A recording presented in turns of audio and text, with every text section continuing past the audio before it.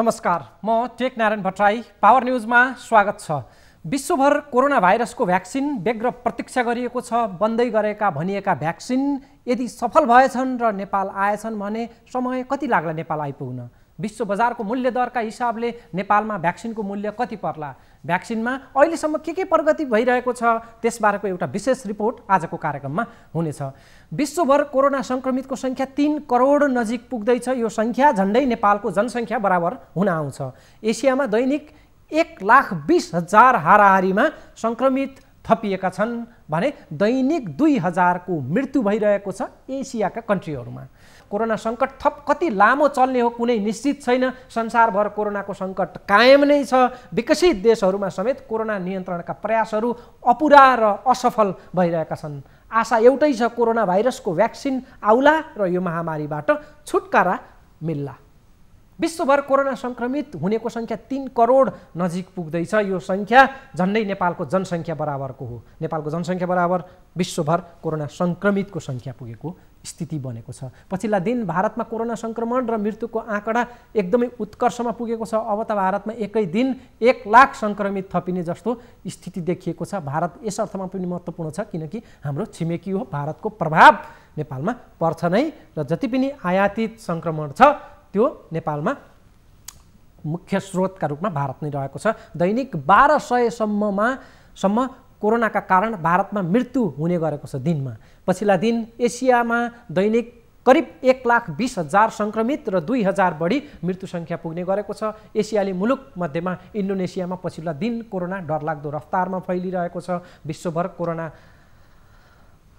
कारण ज्यान गुमाउनेहरूको सङ्ख्या 9 लाख काटेर 10 लाखको उकालोतर्फ लाग्दैछ। कोरोना भाइरस विरुद्ध हालसम्म कुनै पनि भ्याक्सिनले विश्वव्यापी मान्यता पाएको छैन। त्यो भ्याक्सिन विश्वव्यापी रूपमा प्रयोगमा आएको छैन। तेस्रो चरणको ट्रायल सकेर छिट्टै विश्व बजारमा आउला भनेर आशा गरिएको अक्सफोर्ड युनिभर्सिटीको भ्याक्सिनको विश्वव्यापी ट्रायल रुटिन एकाएक स्थगित भएको छ। निराशाजनक खबर आएको छ। विश्वभर भ्याक्सिन बनाउने योजना कसरी अघि बढेको छ? बन्दै गरेका भ्याक्सिन र नेपालमा यदि ती भ्याक्सिन आएछन् भने विश्व बजारको मूल्य दरका हिसाबले नेपाली मूल्य कति पर्ला? एउटा यो रिपोर्ट हेरौँ।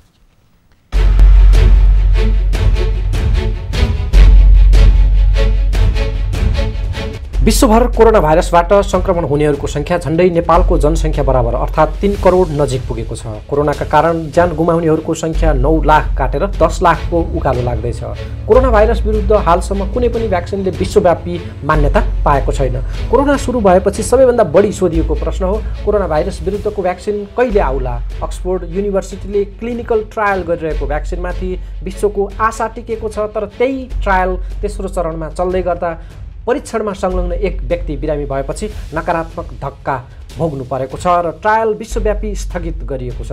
हाल विश्वभरमा करिब 1 दर्जन स्थानमा कोरोना विरुद्धको भ्याक्सिनको क्लिनिकल ट्रायल जारी छ। तर अक्सफोर्ड विश्वविद्यालयको ट्रायल सबैभन्दा बढी आशा गरिएको र सफल मानिएको छ। विश्वविद्यालयले तेस्रो चरणको ट्रायल गरिरहेको थियो र अक्सफोर्डकै भ्याक्सिन बजारमा सबैभन्दा पहिले आइपुग्ने अपेक्षा गरिएको थियो। कोरोना विरुद्धको भ्याक्सिनको तेस्रो चरणको ट्रायलमा करिब 30,000 जना सामेल रहेका थिए। 30,000 मध्ये 1 जना बिरामी परेपछि अहिले ट्रायलको गतिवान तालिकामा धक्का लागेको छ। ती व्यक्ति के कारण बिरामी भएका हुन् त्यसको यकिन भएको छैन। एउटा स्वतन्त्र जाँच समिति गठन गरेर यकिन गरिनेछ र त्यसपछि ट्रायल अघि बढाउने बारे निर्णय हुनेछ। हालका लागि अक्सफोर्डले विश्वभर हुँदै आएको ट्रायल रोकिदिएको छ। अक्सफोर्ड विश्वविद्यालयका प्रवक्ताले बीबीसीलाई दिएको जानकारी अनुसार ठुलो ट्रायलमा बिरामी हुने सम्भावनाहरू हुन्छन् तर यसको सावधानीपूर्वक जाँच निकै जरुरी हुन्छ। अक्सफोर्ड विश्वविद्यालयले कोरोना विरुद्धको भ्याक्सिनको क्लिनिकल ट्रायललाई रोक्नु परेको यो दोस्रो पटक हो। हजारौंको संख्यामा परीक्षणमा संलग्न रहेका मध्ये एकाधमा समस्या देखिनलाई विशेषज्ञहरूले सामान्य ठान्दछन्। तर बिरामी भएको व्यक्तिको उपचारको नतिजा र प्राप्त तथ्यहरू यकिन गरेर मात्रै ट्रायल निरन्तरता दिने प्रचलन छ। गएको अगस्त महिनामा रुसले कोरोना भाइरस विरुद्ध स्पुतनिक भी नामको पहिलो भ्याक्सिनलाई दर्ता गरेको थियो, तर त्यो भ्याक्सिनको तेस्रो चरणको क्लिनिकल ट्रायलको प्रक्रिया पुरा नगरिएको कारण विश्वव्यापी मान्यता पाउन सकेन। रुसी राष्ट्रपति भ्लादिमिर पुटिनले रुसमा कोरोना भाइरस विरुद्धको पहिलो भ्याक्सिन निर्माण भएको बताएका थिए। पुटिनले उक्त भ्याक्सिन आफ्नै छोरीलाई समेत लगाइएको र सर्वसाधारणहरूका लागि पनि सो भ्याक्सिन प्रयोग गर्नका लागि योग्य भएको बताएका थिए। रुसको स्वास्थ्य मन्त्रालयले सो भ्याक्सिनको प्रयोगलाई अनुमति समेत दिएको बताइएको थियो। तर रुसमा विकास भएको सो भ्याक्सिनलाई विश्व स्वास्थ्य सङ्गठनले भ्याक्सिनको ट्रायल सम्बन्धी जारी गरेको अन्तर्राष्ट्रिय मापदण्डका अनुसार गरिने क्लिनिकल ट्रायल लगायतका विषयहरूको बारेमा पर्याप्त विवरण रुसले डब्ल्युएचओलाई सार्वजनिक नगरेको बताएको थियो। साधारणतया कुनै पनि भ्याक्सिन सर्वसाधारणहरूलाई प्रयोग गर्नका लागि डब्ल्युएचओले सो भ्याक्सिन आम नागरिकहरूको प्रयोगका लागि योग्य र सुरक्षित छ वा छैन भनेर स्वीकृति दिनुपर्ने हुन्छ। रुसमा विकास भएको यो भ्याक्सिनलाई हालसम्म प्रयोगका लागि विश्व स्वास्थ्य सङ्गठनले कुनै पनि किसिमको अनुमति दिएको छैन। अहिले विश्वभर कोरोना भाइरस विरुद्धको खोप विकास गर्नको लागि विभिन्न देशहरूमा खोज तथा अनुसन्धानहरू भइरहेका छन्। विश्व स्वास्थ्य सङ्गठनका अनुसार हाल विश्वभरका 100 भन्दा बढी स्थानहरूमा 34 कम्पनीहरू कोरोना भाइरस विरुद्धको भ्याक्सिन विकास गर्न तल्लीन छन्। यी 34 कम्पनीहरूमध्ये 7वटा कम्पनीहरूले तेस्रो चरणको क्लिनिकल ट्रायल अहिले गरिरहेका छन्। यदि सो ट्रायल सफल भएमा कोरोना भाइरसको भ्याक्सिन छिट्टै विश्व बजारमा आउनेछ। विश्व स्वास्थ्य सङ्गठनकी प्रमुख वैज्ञानिक सौम्या स्वामीनाथनका अनुसार हालसम्म विकास भएका कोरोनाका भ्याक्सिनहरूमध्ये अक्सफोर्ड विश्वविद्यालयको भ्याक्सिन डिपार्टमेन्टले विकास गरिरहेको भ्याक्सिन हालसम्मकै सबैभन्दा उन्नत भ्याक्सिन मानिएको छ। कोरोना भ्याक्सिनको बारेमा भइरहेका खोज तथा अनुसन्धानहरूको नतिजा यदि सकारात्मक भयो भने सन् 2021 को मध्यसम्ममा आम सर्वसाधारणहरूको लागि भ्याक्सिन उपलब्ध हुने विज्ञहरूको भनाइ छ। तर पत्ता लागेका खोपहरूको मूल्य कति हुन्छ, कति मात्रामा खोप उपलब्ध हुन्छ, के विश्वभर सहजै र सुपथ मूल्यमा ती खोपहरू प्राप्त होलान्? यी प्रश्नको जवाफ अहिलेका लागि अनुमानित मात्रै छन्। अहिलेसम्म विकास भइरहेका कोरोना भाइरस विरुद्धका विश्वव्यापी चर्चित भ्याक्सिनहरू र ती विश्व बजारमा आउँदा लाग्ने अनुमानित नेपाली मूल्य यस प्रकार रहेको छ। 1. अक्सफोर्ड युनिभर्सिटीको भ्याक्सिन। यो भ्याक्सिनको विकास गरिरहेको कम्पनी एक्स्ट्राजेनेकाले कमभन्दा कम मूल्यमा भ्याक्सिन उपलब्ध गराउने बताएको छ ताकि धेरै मानिसहरूले यसको प्रयोग गर्न सकुन्। यो भ्याक्सिनको मूल्य अमेरिकामा $4 प्रति डोजभन्दा कममा उपलब्ध हुने बताइएको छ। भारत, नेपाल जस्ता मुलुकहरूको हकमा भने यो भ्याक्सिन $3 अर्थात् करिब 300-400 नेपाली मूल्यमा प्राप्त हुने अनुमान गरिएको छ। यो भ्याक्सिनबाट एक व्यक्ति बिरामी भएपछि अक्सफोर्ड युनिभर्सिटीले हालका लागि क्लिनिकल ट्रायल विश्वभर रोकेको छ। 2. चिनिया कम्पनी सिनोफार्माको भ्याक्सिन। यो भ्याक्सिन विश्वव्यापी प्रयोगमा आयो भने यसको मूल्य 1000 चिनी युआन अर्थात् करिब 17,000 नेपाली रुपैयाँ प्रति डोज लाग्ने बताइएको छ।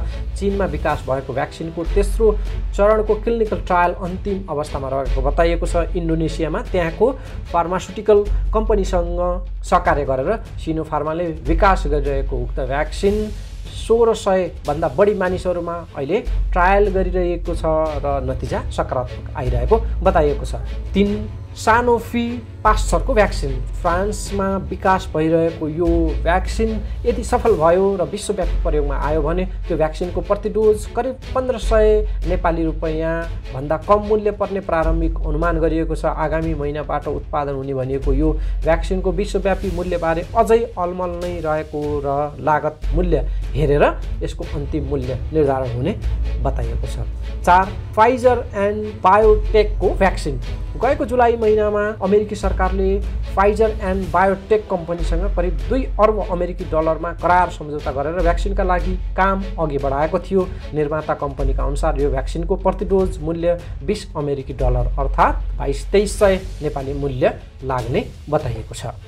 विदेशमा रोजगारी गुमाएर अल्पत्र परेका र देश फर्किने प्रतीक्षामा बसेका लाखौँ नेपालीको समस्या दैनिक झन्झन पेचिलो बन्दै गएको छ। त्यसको पछिल्लो उत्कर्ष साउदी अरबमा देखिएको छ। साउदीमा अल्पत्र नेपालीहरूले नेपाल सरकार र त्यहाँको दूतावास विरुद्ध नाराबाजी गरेको एउटा भिडियो भाइरल बनेपछि नेपाली श्रमिकहरूको अवस्था कति भयावह छ भन्ने एउटा प्रश्न दृश्य अवस्था त्यसले बयान गरिरहेको छ र त्यस विषयमा आजको कार्यक्रममा साउदी अरबका राजदूत डाक्टर महेन्द्र प्रसाद सिंहको कुरा विशेष रूपमा प्रस्तुत गर्दैछौँ। नेपाल सरकार र साउदीमा रहेका नेपालीहरू दुवै पक्षका लागि राजदूतको अभिव्यक्ति निकै सटिक छ। नेपाल सरकारका लागि पनि र साउदीमा रहेका नेपाली श्रमिकहरूका लागि दूतावासको भनाई, राजदूतको भनाई आजको कार्यक्रममा विशेष रूपमा प्रस्तुत हुँदैछ। त्यो एकदमै महत्त्वपूर्ण छ। साउदीको मात्र होइन, अन्य खाडी मुलुकसहित मलेसियामा कोरोना सङ्कटपछि अल्पत्र परेका नेपालीहरूको अवस्था र उपायबारे राजदूतका भनाई निकै अर्थपूर्ण छन्। साउदीमा गरिएको नाराबाजीको त्यो झलक, त्यो दृश्य र त्यहाँ नेपालीहरू कसरी बसिरहेका छन्, एउटै कोठाभित्र कोचिएर कुन हालतमा छन्, त्यसको पनि दृश्य प्रस्तुत हुनेछ। सुरुमा सुनौँ साउदी अरबका लागि नेपाली राजदूत महेन्द्र प्रसाद सिंहले त्यो नाराबाजीका बारेमा दिएको यो प्रतिक्रिया। दूतावासको दुर्भाग्य के हो भने यो वैदेशिक रोजगारमा जति व्यक्तिले दूतावासलाई चिनेको हुन्छ 2 लाख रुपियाँ तिरेर आएको म्यान पावरलाई चिनेको हुँदैन, तर हामीलाई चिनेको हुन्छ। तपाईँ हाम्रो पैसाले खाएर बसेको होइन, मेरो उद्धार गर्नुपर्छ। जसलाई पैसा दिएर आएको छ उसको नाउँ पनि थाहा हुँदैन, गाउँको एजेन्टको थाहा हुन्छ नाउँ। म्यान पावरलाई त्यो चिनेकै होइन, गाउँबाट एयरपोर्ट आउँछ, आबुआमालाई पशुपति दर्शन गराइन्छ, केटालाई प्लेनमा चढाएर यहाँ पठाइन्छ। म्यान पावरसँग भेटै हुँदैन। भेटेको सुनेको नाम टिपेर टेलिफोन टिपेर आएको हुन्छ दूतावासको। ल मर्दा पर्दा कुनै समस्या आउँदा दूतावास किन हामीलाई हेरेन? सिमिलर यहाँ केस हो। त्यो केसले चाहिँ ल दूतावासले उसले चाहिँ त्यो कम्पनीले तिम्रो दूतावासले समयमा काम गराउन सकेनन्, हेल्प, त्यसैले तिमीहरूको अब 8 को यात्रा क्यान्सिल भयो। त्यो हरेक लेबर 2 वर्ष 3 वर्ष 4 वर्ष 5 वर्षदेखि घर जान नपाएका कुरेर बसेका व्यक्ति, अब जब हामीले नि भन्छौँ 8 तारिक तिमीलाई पठाउँछौँ, अपरझट 81 उसले सोध्छ म जान पाउँदिनँ भने उसको मनोभावनाको कल्पना गर्नु। त्यो मनोभावनाले गर्दा उनीहरू केही उत्तेजनामा आयो।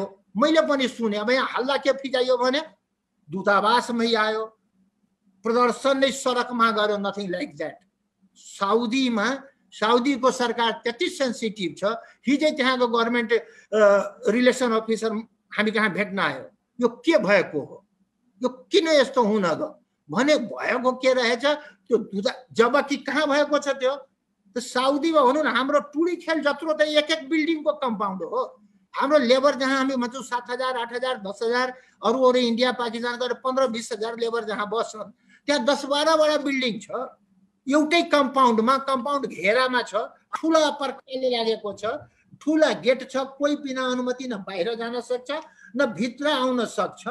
त्यसभित्र बसेका मजदुरहरूले 8 को 18 हुँदा अलिकति चाहिँ मानसिक रूपमा त अलिकति विचलित त भएको होला।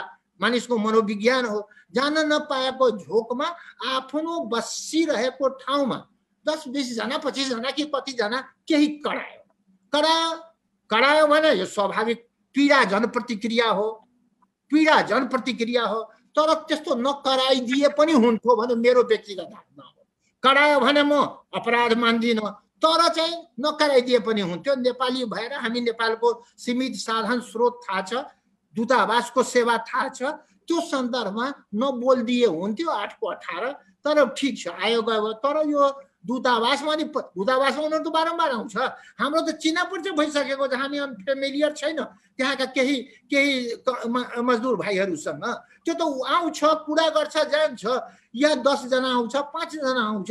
त्यो त आफ्नो घरभित्र कम्पाउन्डभित्र बसाइभित्र उसले बोलेको हो, हल्ला गरेको हो कि कराएको हो, के गरेको हो, जिन्दाबाद भनेको हो, मुर्दाबाद भनेको हो, सबै भाइरल हो। यसलाई अब यति ठुलो चाहिँ त्यो ब्लो अप गरिएको छ भने हामी त सँगै बस्छौँ। बाबा हामी सबै नेपाली हौँ, हामी सीमित साधन स्रोतमा खेलिरहेको छौँ। यसो भन व्यक्तिको दोष छ न संस्थाको दोष छ, कसैको दोष छैन। यस्तो छ क्या अब अवस्था यो तपाईँको होइन, कोरोनाको टाइममा यस्तो छ अवस्था। हेर्नु त यस्तो अवस्थामा मान्छे बसाइरहेको छ क्या। अब हालत भन्नुहुन्छ नि यस्तो छ। घिसिङ तिमी कुन म्यानपावरबाट आएको अरे? अञ्जलीमा होइन, यहाँ बस्छन् साथीहरू। हालत यस्तो छ, बस्ने कोठालाई हेर्नुहोस् त। हेर्नु। साउदी अरबमा नेपालीहरू कसरी बसिरहेका छन् त्यो दृश्य र साउदी अरबका लागि नेपाली राजदूतको भनाइ। साउदी अरबमा हजारौं नेपाली रोजगारविहीन भएपछि उनीहरूको बिचल्ली भएको छ। उनीहरू नेपाल आउन चाहन्छन् तर उद्धार उडानको लाभ उनीहरूले पाउन सकिरहेका छैनन्। उडान नियमित नहुँदा र आर्थिक अभावका कारण उनीहरू निकै मर्कामा परेका छन्। चार्टर उडान र अहिले भएका सीमित नियमित उडान निकै महँगो र पालो पाउन मुस्किल अवस्था छ। त्यसका कारण सर्वसाधारणका लागि त्यो उडान आकाशको फल आँखा तरी मर जस्तै भएको छ। पहुँच नभएका आम श्रमिकका लागि नेपाल आउने चाहना निकै महँगो र असम्भव जस्तै बनिरहेको छ। अल्पत्र नेपालीहरू साउदीमा छटपटिरहेका छन्। यति बेला साउदीमा मात्रै होइन, खाडी मुलुकहरू मलेसियामा लगभग करिब समस्या उस्तै छ। उनीहरूको छटपट्टि नाराबाजी र आक्रोशमा पोखिन सुरु भएका छन्। साउदीमा लागेको नेपाल सरकार विरुद्धको यो नाराबाजी र आक्रोशको झलक हेरौँ।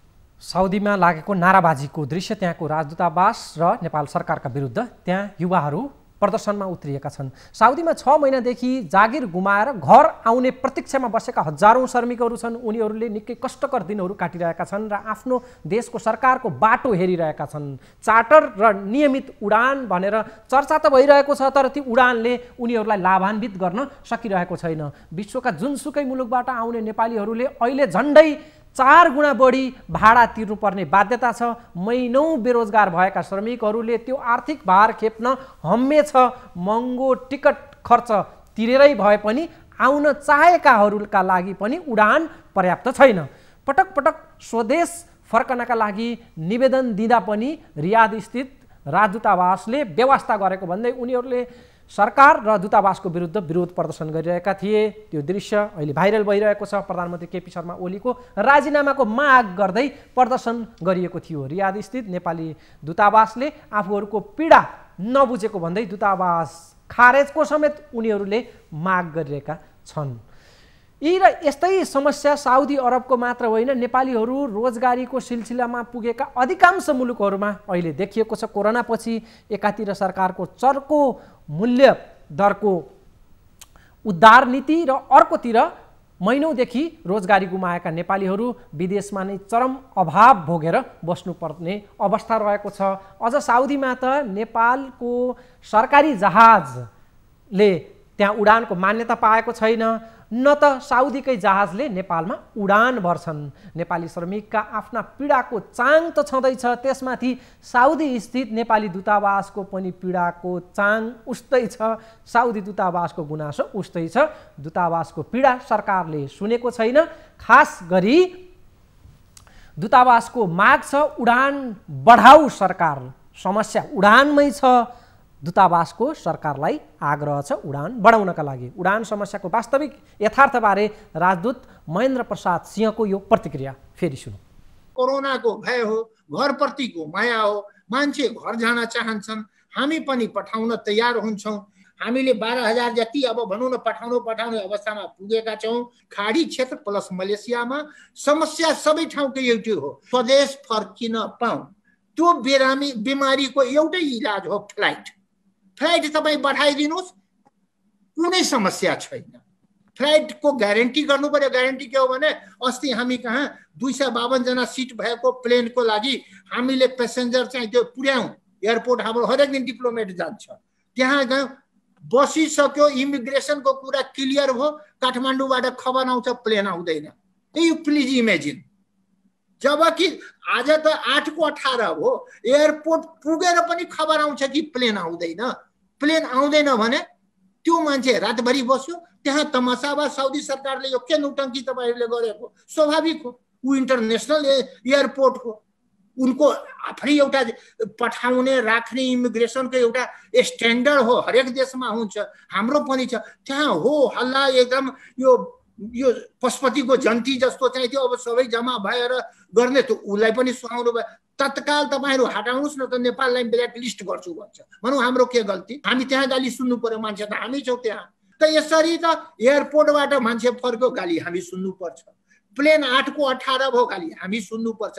न प्लेन फ्लाइटमा हाम्रो निर्णय छ, निर्णयमा कुनै भूमिका छ, न डिसिजनमा कुनै भूमिका छ। लिस्ट बनाउनु बाहेक एजेन्ट नियुक्तिमा हाम्रो भूमिका छैन, टिकटको दर रेट निर्धारणमा हाम्रो भूमिका छैन। We are nowhere. गैँडाको छाल ओढेर म यो कुर्सीमा बसेको छु, सानातिना गालीले त असरै गर्दैन, तब त्यहाँ अड्नै सक्दिन। त यस्तो बसाइ हो कि जहाँ कि गाली नै सुनेर दिन बिताउनु पर्छ, आफ्नो दिनचर्या नै यस्तै हो। हामीलाई थाहा छ, हामीसँग प्लेन भनेको आर्यको 2टा, नेपाली एयरलाइन्सको 2टा वाइड बडी हो। 2टा वाइड बडीमा पनि म 2.25 नै भन्छु, 1.8। एउटा त कहिले पाङ्ग्रा फुस्केको हुन्छ, कहिले पंखा हल्लिराखेको हुन्छ भने 2टा काम चलाउ भनौँ न एक किसिमबाट, र 2टा नैरो बडी। यता हिमालयको 4वटा, जम्मा यो 8वटा प्लेन फुच्चिएर 2टा वाइड बडी लिएर संसार धाउन खोजेको हो भने वी फिल द लिमिटेसन। त्यो लिमिटेसन हामीलाई थाहा छ। तत्काल अनुमति प्राप्त गर्न गाह्रो, प्लेनको कमी नेपालमा। यहाँबाट कतारको सुविधा, कतार सौभाग्यशाली हो, ओमान सौभाग्यशाली हो, ओमान एयर पनि जान्छ, यहाँबाट त कुनै प्लेनै डाइरेक्ट जाने अवस्था छैन भन्ने। लेबर त सबैभन्दा बढी छ। अब लेबर सबैभन्दा बढी, आवागमनको सुविधा न्यूनतममा सबैभन्दा कम। अब यो अवस्थामा जब कम्पनीले भन्छ मेरो मान्छे पठाइदेऊ, ऊ पनि त उलाई उचाल्न थाल्छ, म त तयार छु, तिम्रो एम्बेसी तयार छैन, स्वाभाविक हो। अस्ति पनि त्यही भयो। हामीले लौ त्यसो भए अब जुन सेप्टेम्बरको फ्लाइट आएको हुन त थोरै छ, हामीले मागेको अहिले लेबरको संख्या हेर्दाखेरि दमामबाट यहाँ रियाद साउदी अरबको राजधानीबाट 5 वडा देऊ, र चाहिँ त्यो 5 वडा बडो औद्योगिक सहर हो दमामबाट 5, यहाँबाट 450 किलोमिटर छ, त्यहाँबाट 5 यदि 5 प्लेन दैनिकी दियो भने हामी चाहिँ यो समस्या समाधान गर्न सक्छौँ। यसमा के छ भने अब टिकटको पैसा ट्राभल एजेन्टले के भन्छ भने यो 250 या 52 जना जति हो, त्यसको ट्राभलको पैसा मैले नेपालको खातामा पाउनु पर्छ। उसले शर्त अगाडि सार्यो। बैंकको के हो, एक बैंकबाट अर्को बैंकमा चाहिँ त्यो मनी ट्रान्सफर गर्दाखेरि भनौँ न साउदी बैंकबाट नेपालको ट्राभल एजेन्टले तोकेको बैंकमा पैसा ट्रान्सफर गर्दा at least it takes 3 to 5 days. अब प्लेन निश्चित छ 3 गतेको, 3-8 तारिकको अफिसियल डे सुरु हुन्छ आइतबार, मरे पनि मंगलबारको पैसा त्यहाँ जम्मा हुँदैन। जम्मा भए पनि कुन बेला उसले टिकट इस्यु गर्ने, कुन बेला टिकट यात्रुले पाउने र कहिले जाने। त्यसैले यो एकदमै व्यवहारिक, यो शेड्युल नै यति टाइट आयो, काम पनि त्यसमा हामीले ट्राभल एजेन्टलाई पनि भन्यो। म फ्रेङ्कली भन्न चाहन्छु, मैले नि कुरा गरेको, बाबु तिमी लोकल एजेन्टलाई भन न पैसा बुझ्नको लागि, नो प्रोभिजन। लोकल होइन, तपाईँले नेपालमै पैसा पठाउनु पर्छ। लोकल एजेन्टले हामीसँग छ, व्हाट्सएपमा उसले लेखेर दिएको छ, पैसा यहाँ म कहाँ बुझाइदिनुहोस्। फेरि उसले भन्छ नो, उसले पैसा लिन पाउँदैन। ए बाबा पैसा लिन पाउँदैन भने पैसा उसले के भन्छ, त्यसो भए हाम्रो एजेन्सी कहाँ हो, दिल्लीमा हो, दुबईमा हो, त्यहाँ उसले पैसा पठाइदियो समाजको कम्पनीले। यसको बावजुद पनि केही सिप आएन, सोल्युसन देखा परेन। यो पैसाको ट्रान्जेक्सनको कुरा हो। 3 दिनमा नेपाल पुग्दैन भने टिकट इस्यु हुँदैन, टिकट इस्यु भएन भने जाने कसरी। लौ त्यसो भए 8 को लाई हामी 18 गरिदेऊ न त, एउटा फ्लाइट हो भने हामी तत्कालै लौ 8 को चिज 18 जान्छ। त्यहाँका केटाहरू निकै हाम्रा सम्पर्क, मसँग मात्रै होइन कि, मसँग त थोरै होला, हाम्रो डिसिएमसँग, हाम्रो डिप्लोमेटहरूसँग निरन्तर यो त 1 महिनादेखि चलिराखेको अभ्यास हो नि। हामी धेरै सुपरिचित भइसकेका छौँ। अब जब हामी भन्यो कि 8 को प्लेन 18 मा जान्छ भने कम्पनीले पनि यसलाई खेल दियो। म त तयार छु, तिम्रो दूतावास तयार छैन। दर्शकबिन, साउदीमा नेपाली श्रमिकहरूले नेपाल जानका लागि गुहार लगाइरहेका छन् र उनीहरू महिनौदेखि त्यहाँ सरकारले कहिले आफूहरूलाई देशमा ल्याउने व्यवस्था गर्ला भनेर प्रतीक्षा गरिरहेका छन् र उनीहरूले अस्ति दूतावासको विरुद्धमा र नेपाल सरकारको विरुद्धमा साउदीमा चर्को नाराबाजी गरेका छन् र त्यो भिडियो भाइरल भइसकेपछि त्यसले एउटा तरङ्ग पैदा गरेको छ र त्यसले देखाइरहेको छ कि नेपालीहरूको अवस्था खाडी मुलुकमा कुन स्थितिमा छ भनेर। यसको विषयमा आज हामी विस्तृतमा कार्यक्रमलाई प्रस्तुत गरिरहेका छौँ। एउटा ब्रेकका लागि रोकिन्छौँ, ब्रेकपछि बाँकी प्रसङ्ग। ब्रेकपछि स्वागत छ। अहिले वैदेशिक रोजगारीको सिलसिलामा विभिन्न देशहरूमा रहेका 4,07,000 भन्दा बढी नेपालीहरू रोजगार गुमाएर नेपाल फर्कने अवस्थामा रहेका छन्। यो आँकडा कसैले 5 लाख 6 लाखसम्म पनि भनेका छन्, एकिन आँकडा चाहिँ थाहा छैन। तर 4-5 लाख नेपालीहरू अहिले रोजगारी गुमाएर आफ्नो देश फर्किने अवस्थामा प्रतीक्षामा छन्। साउदीमा मात्रै करिब 1,000 नेपाली श्रमिक करार अवधि सकेर स्वदेश फर्कने अवस्थामा छन्। उनीहरू प्रतीक्षामा छन्, उनीहरूको भिसा अवधि सकिएको छ। यस्तै भिसा अवधि सकिएका थुप्रै नेपालीहरूले अहिले विदेशमा दुःख पाइरहेका छन्। काम गर्ने कम्पनीले भारत, फिलिपिन्स लगायत अन्य मुलुकका श्रमिकलाई भने स्वदेश फर्काइसकेको छ त्यहाँका कम्पनीहरूले। तर नेपाली श्रमिक भने एउटै हलमा 150 जनासम्म राखिएका छन् र महिनौँ उनीहरू त्यसरी त्यो हालतमा आफ्ना दिनहरू बिताइरहन बाध्य छन्। श्रम, रोजगार तथा सामाजिक सुरक्षा मन्त्रालयका प्रवक्ता भरतमणि पाण्डेले आज दिएको प्रतिक्रिया महत्त्वपूर्ण छ। उनले विश्वभर अल्पत्र अवस्थामा रहेका नेपालीहरूको उद्धारका लागि, खास गरी श्रमिकहरूको उद्धारका लागि दात्री निकायहरूको सहयोगमा जहाज उडानको व्यवस्था गर्ने सम्बन्धमा पनि सरकारको तर्फबाट पहल भइरहेको जानकारी आज दिएका छन्। प्रवक्ता पाण्डेको यो भनाइ सुनौँ। व्यवस्थापन गर्ने सम्पूर्ण जिम्मेवारी पर्यटन मन्त्रालयको छ, त्यो हामी सबैलाई जानकारी भएकै कुरा हो। र अहिले विशेष गरी यो कोभिडको सन्दर्भमा चाहिँ हाम्रो यो कोभिड क्राइसिस म्यानेजमेन्ट सब कमिटी छ, CCMC भन्छौँ हामीले। यो CCMC को निर्णय चाहिँ बढी प्रिभिलेज गर्छ अहिलेको सन्दर्भमा।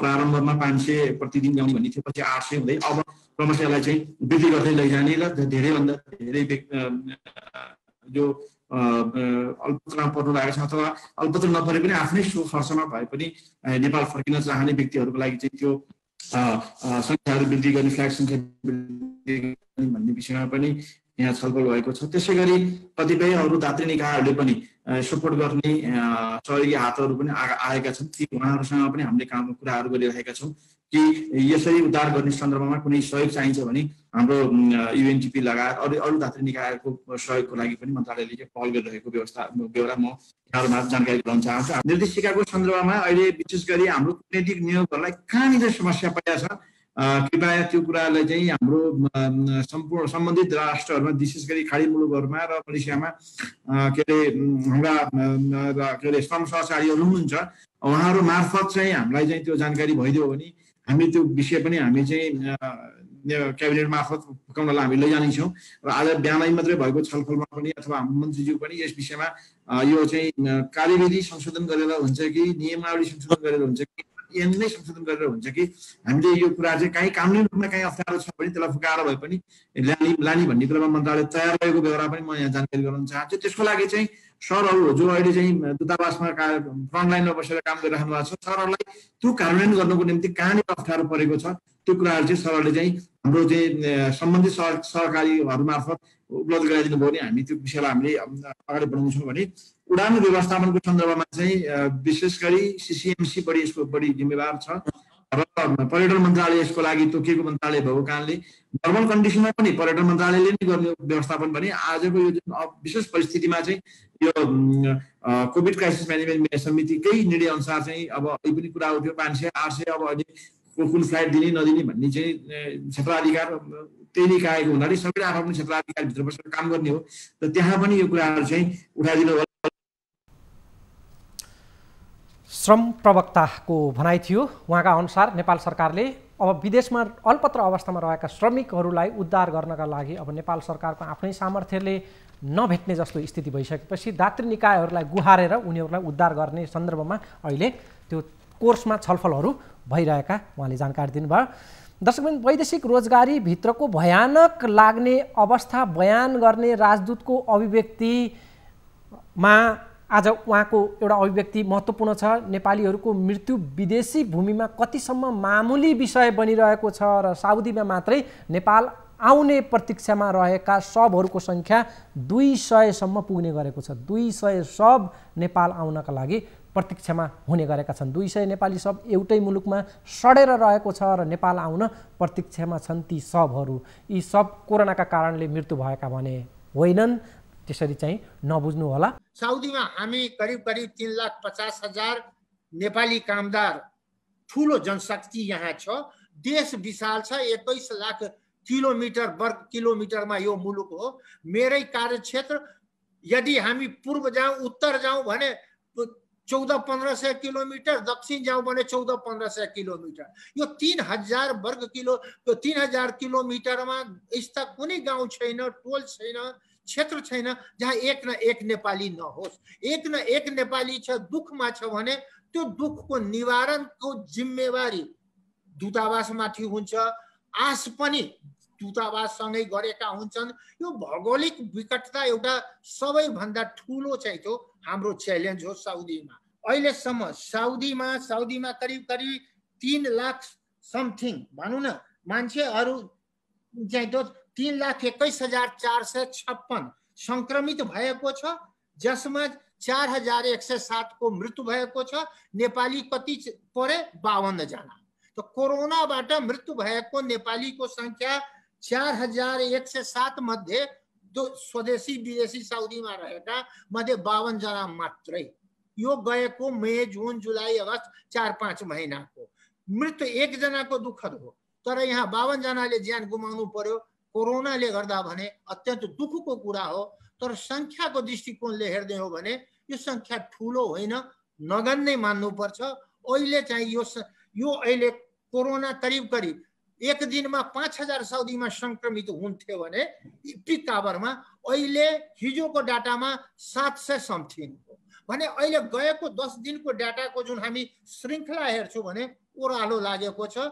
यो यदि रहिरह्यो भने मलाई लाग्छ 5-10 दिनमा, 1 महिनाभित्रै कोरोनाबाट मुक्त यो मुलुक हुन्छ। रोजगारदाताले म कहाँबाट तलब दिन्छ? उत्पादन छैन, बिक्री छैन, तलब कहाँबाट खुवाउने? अनि साउदी सरकारले लौ त त्यसो भए full work full pay, half work half pay अथवा कामको अनुपातमा तलब पारिश्रमिक दिनुपर्छ भने एउटा निर्देशका लायो। काम छँदै छैन, काम छैन, त्यसको बावजुद पनि सेल्टर छोडाउन पाउँदैन, सेल्टरबाट निकाल्न पाउँदैन। हात मुख जोड्ने व्यवस्थाको लागि केही न केही रकम उपलब्ध गराइदिनु पर्छ। इन्डियाले, पाकिस्तानले मेदेखि नै सुरु गरेको हो। हामीले के गर्यौं भने जुनदेखि सुरु गरेको हो यो फ्लाइट सर्भिस। अब साउदीमा फेरि एउटा अवस्था के छ भने बुझिराखौँ साउदीको, कि साउदीबाट नेपाल डाइरेक्ट फ्लाइट छैन, साउदी एयरको छँदै छैन, अरू कुनै विदेशी एयरलाइन्सको छैन।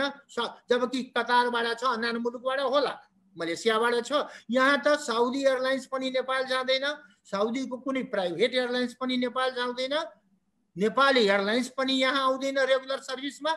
एउटै हो हिमालय एयरलाइन्स 154 सिटको, उसको एउटा रेगुलर उडान हुने गर्थ्यो भने वायुमार्गको जुन हाम्रो सम्बन्ध हो धेरै पातलो सम्बन्ध हो। वन साइडेड हामी एउटा प्लेनबाट काम चलाउँछौँ, एउटा एयरलाइन्सको प्लेनबाट, त्यो अवस्था हो। अगस्तसम्ममा भनौँ न 8,500लाई नेपाल पठाउन सफल भयौँ।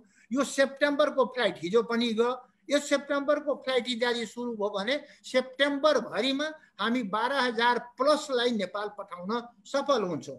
माथिका विभिन्न निकायमा लिखित पत्र पनि हरेक दिन आजको प्रब्लम यो हो, यति फ्लाइट चाहिन्छ, दमामको प्रब्लम यो हो, फलानो ठाउँको प्रब्लम यो हो, फलानो ठाउँको हामी एकदमै नो इन्फर्मेसन ग्याप।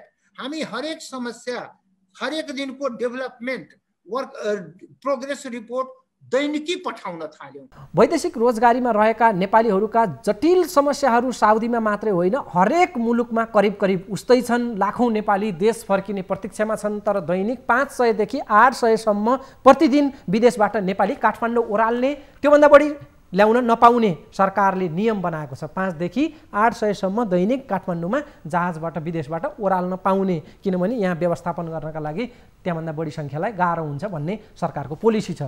कोरोना भाइरसका कारण स्वदेशमा रहेका नेपाली मात्र नभएर विदेशलाई आफ्नो कर्मथलो बनाएर काम गरिरहेका नेपाली समेत भयङ्कर महारमा परिरहेका छन्। त्यसको फेरिस्ता आजको कार्यक्रममा हामीले विस्तृतमा प्रस्तुत गरेका छौँ। विश्वको अर्थतन्त्र नै तहस नहस हुने गरी सुरु भएको कोरोना महामारीको यो बेलामा सरकारले दीर्घकालीन योजना नल्याउँदा समयमै विभिन्न आफ्ना रणनीतिहरू तय गर्न नसक्दा नेपालमा रहेको नेपाली मात्र नभएर, स्वदेशमा रहेका नेपालीहरूको मात्र नभएर विदेशमा रहेका नेपालीहरूको समेत अहिले बिजोग अवस्था छ र त्यो आक्रोश पोखिन सुरु भएको छ।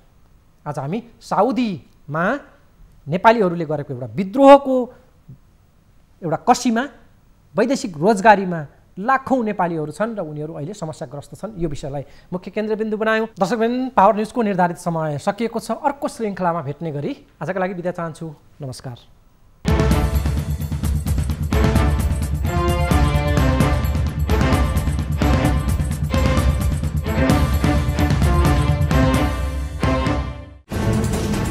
कोरोनाले सृजना गरेको सङ्कटमा पल पलका न्युज अपडेट र हर क्षेत्रको कभरेजका लागि न्युज 24 नेपाल युट्युब च्यानललाई सब्स्क्राइब गर्नुहोला।